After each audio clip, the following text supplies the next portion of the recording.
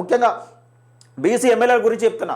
ఇవాళ చట్టసభలో ప్రవేశపెట్టే బిల్లును మీరు అడ్డుకోకపోతే జీవితాంతం మీరు బీసీ ద్రోహులుగానే మిగిలిపోతారని నేను తెలియజేస్తున్నా ఈ వీడియో. నమస్తే, నేను మీ Venkatesh. Welcome to TMR news. ఇక కులగణనపై పలు ఆరోపణలు వస్తూ ఉన్నాయి. నిజంగా ఇది తప్పుల తడాక ప్రభుత్వం కావాలని బీసీల జనాభాను ఎస్సీల జనాభాను తగ్గించిందనే ఒక ఆరోపణ వస్తున్న నేపథ్యంలో ఇటు ఎస్సీ సంఘాల నుంచి కానీ ఎస్సీ నాయకుల నుంచి కానీ ఇటు బీసీ సంఘాల నాయకుల నుంచి కానీ పెద్ద ఎత్తున ఇది ఒక తప్పుల తడాక కావాలనే బీసీల జనాభాను తగ్గించే ప్రయత్నం చేసిర్రు. నిజంగా తప్పుల తడాక అంటూ ఒక వార్తలు అయితే నిన్నటి చూస్తూ ఉన్నాం. నిన్న ప్రొద్దున నుండి సాయంత్రం దాకా అదే వార్తలు చూస్తూ ఉన్నాం. ఇవాళ క్యాబినెట్ ఆమోదం పొందే అవకాశం ఉన్నది. నిజంగా నిన్న మంత్రులు ప్రెస్ మీట్ పెట్టి ఈ కులగణన సర్వేను బయటకు రిలీజ్ చేసినందుకు గాను సీఎం రేవంత్ రెడ్డి ఈ మంత్రుల పైన సీరియస్ అయినట్టుగా తెలుస్తూ ఉన్నది. ఈ రోజు జరిగే ప్రెస్ మీట్ను నిజంగా ఎస్సీ వర్గీకరణకు సంబంధించిన ప్రెస్ మీట్ను రద్దు చేసుకున్నట్టుగా మనకు కనబడతా ఉన్నది. నిజంగా ఏది అసెంబ్లీలో ప్రవేశపెట్టకముందే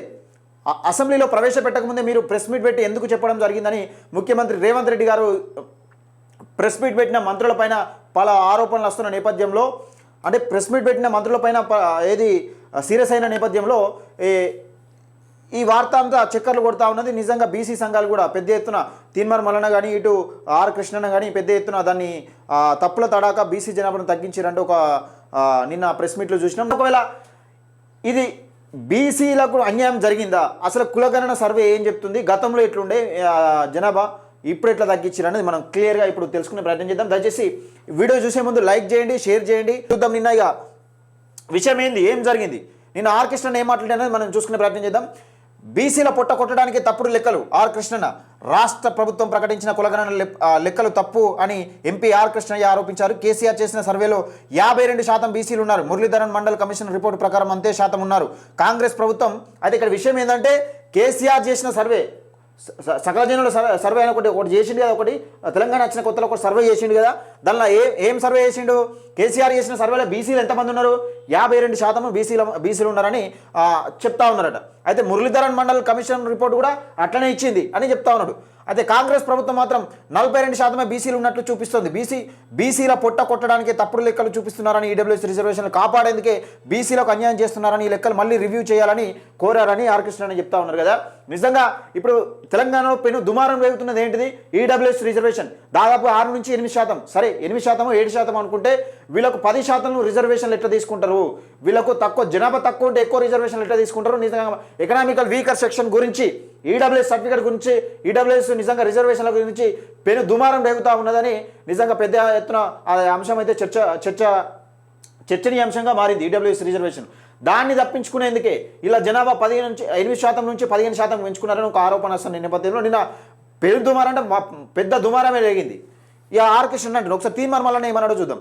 కులగణన నివేదిక ఫేక్, కాంగ్రెస్ ప్రభుత్వం బయటపెట్టిన కులగణన నివేదిక ఫేక్ అని ఆ పార్టీ ఎమ్మెల్సీ నవీన్ కుమార్ తీన్మార్ మల్లన్న ఆరోపించారు. 10 ఏళ్లలో ఓసీలు 5% పెరగడం ఏంటని ఆశ్చర్యం వ్యక్తం చేశారు. ఇక్కడ విషయం ఏంటంటే ఓసీలు మాత్రం 8% నుండి సరే 6, 7, 8% ఎంత అనుకున్నా కానీ 15% పెరిగారు. మరి బీసీలు మాత్రం ఎందుకు తగ్గారు? ఇక్కడ బీసీలు కూడా ఎంతో కొంత పెరగాల, ఎంతో కొంత ఏంది, ఇప్పుడు 8% ఉన్న వాళ్ళే 15% పెరిగినప్పుడు మరి బీసీలు అంతకుముందే 52% ఉండే, ఇప్పుడు ఎంత కావాలి మీ లెక్క ప్రకారం?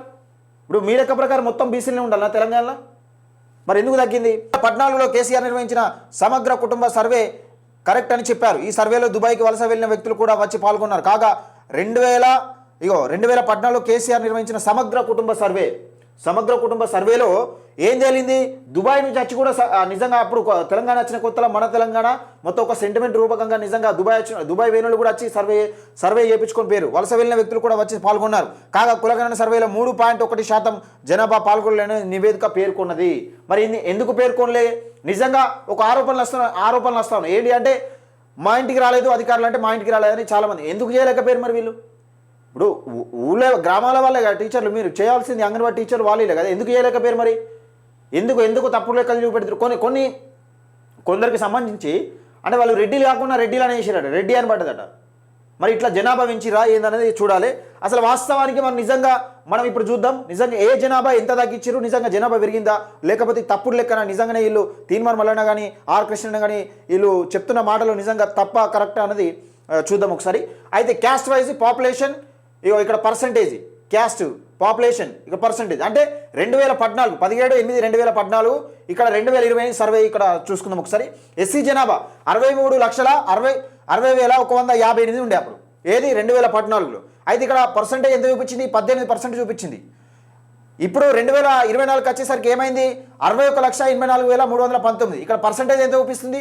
17.43%. అంటే ఇక్కడ ఎంత జనాభా తగ్గించారు? డిఫరెన్స్ 1,75,839 జనాభాను ఇక్కడ తగ్గించే ప్రయత్నం చేసి తగ్గించారు కూడా. అయితే ఎస్టీ జనాభా చూసుకుందాం ఒకసారి. 36,02,288. ఇక్కడ పర్సంటేజ్ ఎంత? 10%. ఎస్టీ జనాభా ఇక్కడ 2024కి వచ్చేసరికి ఎంత పెరిగింది? మరి 37,05,929. ఇక్కడ పర్సంటేజ్ ఎంత? 10.48%. అంటే 0.48% ఎస్టీ జనాభా పెరిగింది. 1,03,641 జనాభా ఎస్టీ జనాభా పెరిగింది. ఇది ఓకే, సరే, ఇది అట్లా ఉంచుదాం. ఇక బీసీ విషయానికి వస్తే 1,85,61,856 మంది బీసీలు ఉంటే 2014లో 51% అప్పుడు బీసీ జనాభాగా పర్సంటేజ్గా చూపెట్టింది. అయితే 2024కి వచ్చేసరికి 1,64,9,179. ఇక్కడ పర్సంటేజ్ వచ్చి ఏంది? ఎంత చూపెట్టింది? 46.20% చూపెడుతుంది. 46.20%.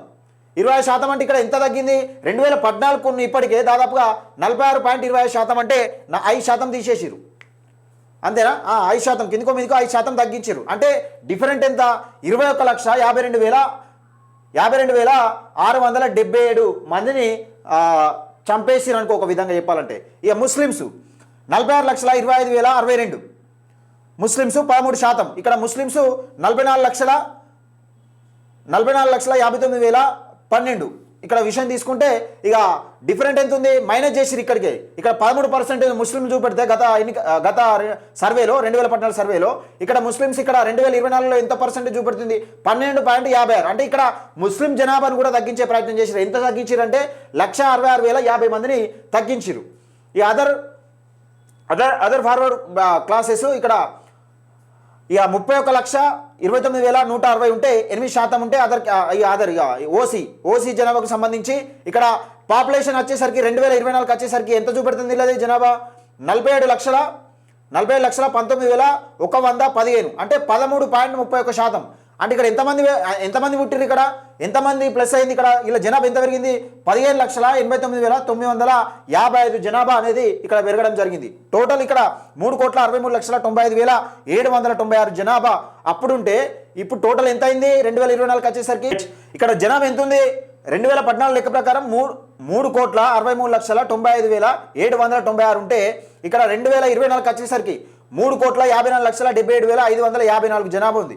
అంటే ఇక్కడ విషయం ఏంది? 9,18,242 మంది డిఫరెన్స్ చనిపోయారని లెక్క తక్కువగా చూపెడుతుంది. ఇక్కడ తక్కువగా చూపెడుతుంది. ఇక టోటల్గా ఈ లెక్క ప్రకారమే తక్కువగా చూపెడుతుంది. అంటే ఈ ఓసీ జనాభాను పెంచిరు, తగ్గించారు. అయితే హిందూ బీసీలు వచ్చేసరికి హిందూ బీసీలు ఇక్కడ 51% ఉంటే 2014లో హిందూ బీసీ 46% చూపెడుతుంది. ముస్లిం బీసీ 10% చూపెడితే ఇక్కడ 10.08% అంటే 0.8% పెంచిరు ఇక్కడ అంతే. అయ్యో టోటల్ 61.61% ఉంటే ఇప్పుడు 56% చూపెడుతుంది. 2014లో 61% ఉంటే ఇప్పుడు 56% మాత్రమే చూపెడుతుంది. 56.33. ఓసీ హిందూస్ ఎంతమంది ఉన్నారు? ఇక్కడ 8%. ఓసీ హిందూస్ ఇక్కడ 13% చూపెడతారు. ఇవాళ ఓసీ ముస్లిమ్స్ 3% ఉంటే 2.48% చూపెడతారు.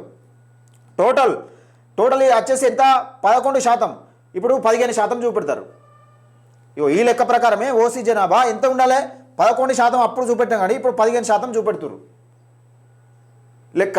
ఇట్లా డిఫరెంట్ అంటే దాదాపుగా బీసీ జనాభాను 21,52,677 మందిని చంపేశారని ఒక వార్తనైతే ప్రధానంగా పెను దుమారం లేపింది. నిజంగా ఈ యూట్యూబ్లో వ్యూస్ను ఇక ట్విట్టర్లో ఈ పోల్లను ఎట్లా మ్యానిపులేట్ చేసిరో నిజంగా ఈ బీసీలకు సంబంధించిన కులగణన సర్వే ఎస్సీలను కానీ బీసీలను కానీ ఇట్లా తగ్గించే ప్రయత్నం చేసినారు.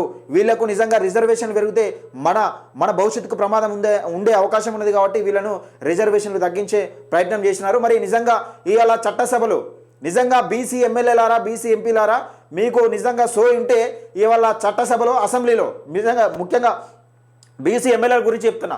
ఇవాళ చట్టసభలో ప్రవేశపెట్టే బిల్లును మీరు అడ్డుకోకపోతే జీవితాంతం మీరు బీసీ ద్రోహులుగానే మిగిలిపోతారని నేను తెలియజేస్తున్నా ఈ వీడియో రూపకంగా.